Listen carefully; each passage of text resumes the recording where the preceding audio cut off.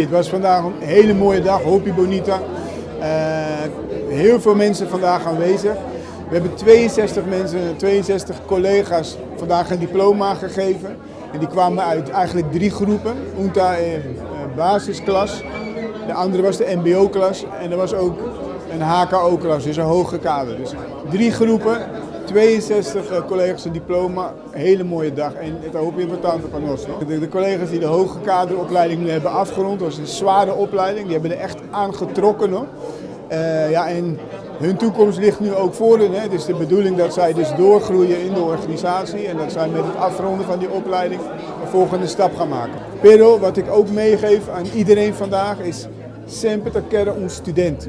Blijf altijd leren, blijf investeren in studeren en voel je nooit te groot om te leren. Daar hoop je, met hoop je contento.